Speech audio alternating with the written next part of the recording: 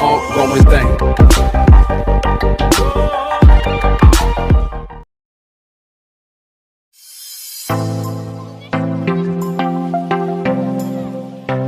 Hello friends, and welcome to another class by Daily English Classroom. In today's class we are discussing the lesson The Never Never Nest by Cedric Mount. We know from the title itself we can understand the never never nest means nest is a place where we live, supposed to be representing a house, and never never means it will be never ours. It will belong to someone else. It can never be our own home. So this one act play by Cedric Mount is about the new trend in the society, in the consumer society, to buy everything in installments, or what is called buy now and pay later scheme. And many people are actually tricked into this new scheme of buying things now and paying later. So in this story, this is a one act play about a couple. A couple means a husband and wife called Jack and Jill, and another main character is Aunt Jane. And they are living in a beautiful apartment, and they make full use of what is called buy now and pay later, or what we call the installment system. And one day their aunt called Aunt Jane made a visit to their house, and she was really surprised to see the beautiful things in the house and the luxurious life that they are living. She is surprised to find that even though Jack's salary is not very high, he is able to live a luxurious life because they have made everything by using this buy now and pay later scheme, which actually creates a feeling that nothing really belongs to them. And she is really surprised because they live in a beautiful house with all the comforts. They have a beautiful furniture in the house. They have a radio, piano, car, and a refrigerator.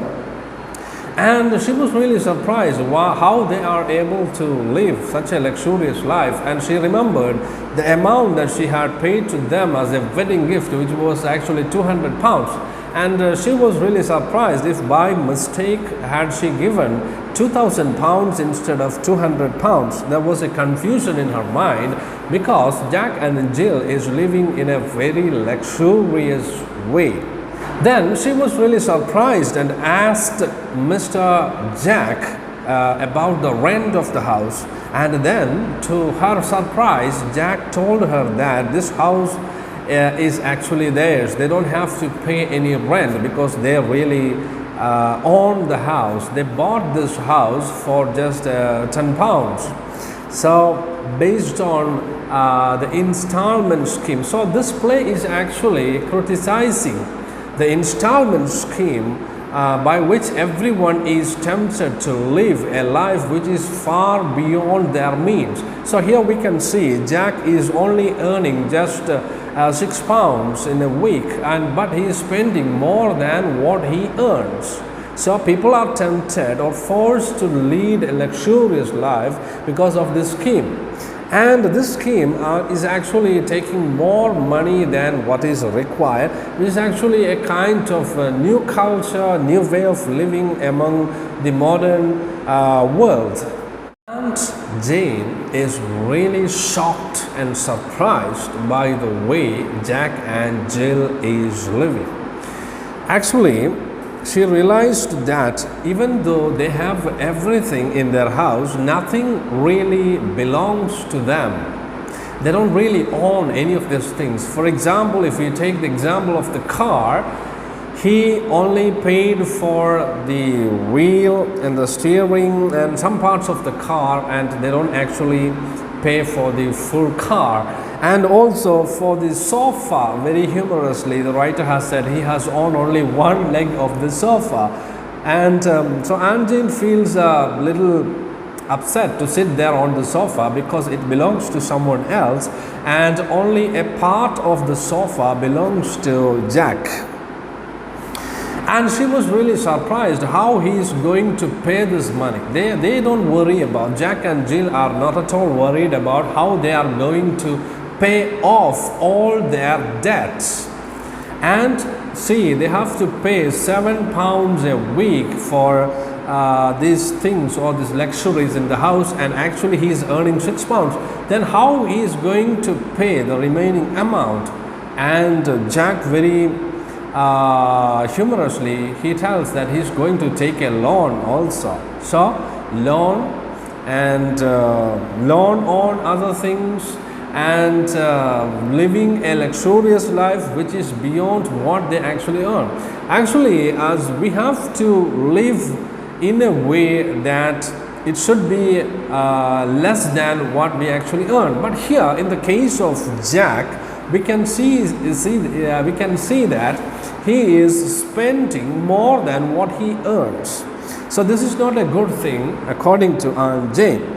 Only one leg of the sofa has been paid for. The total amount to be paid every week comes around £7, and he earns only £6, and he is planning to take another loan. So loan after loan, that makes his life very difficult. And Aunt Jane is really shocked by this new trend in the society, in the consumer society, to buy things. People are really tempted or forced to take all these things because they are really attracted by this new scheme, but actually they are living a life beyond their means. Aunt Jane was really sad about the state of affairs in the house, because even though they have got a radio, piano, sofa and all the luxuries that they needed in the house, actually none of them belongs to them. They don't own any of these things. Someone else is all these things. So she just gave them a check of £10 and just told them, just at least you make something yours. Everything in the house is only a part of it is yours, and you just make, at least with this money I am giving you, that is £10, just make at least one thing in the house yours. That's a very funny part of this play. And then Aunt Jane wants to leave, and Jack takes her to the bus stop. Jill had sent this money to Dr. Martin. So now the most humorous part of this one-act play is that even their child is not completely theirs. It belongs to the doctor, because they haven't paid the bills for the expense of the delivery. So they don't really own the child. So Jill was very sad, and as soon as she got £50 from Aunt Jane, she sent this money to doctor so that at least they can make this baby their baby. Now it only a part of the baby belongs to them, because they haven't completely paid the bill in the hospital. So Jill, without thinking too much, she paid the money to Dr. Martin so that at least they can call their child their own. This is the situation in the present modern society, and people are living in a way that is beyond their means, and many companies and many people are started giving us loans. But what actually is the real intention of these people? They want to make some money out of us. Even though they offer us this type of installment schemes, actually they are taking more money than what it actually costs. So this is the technique. This is a type of trick.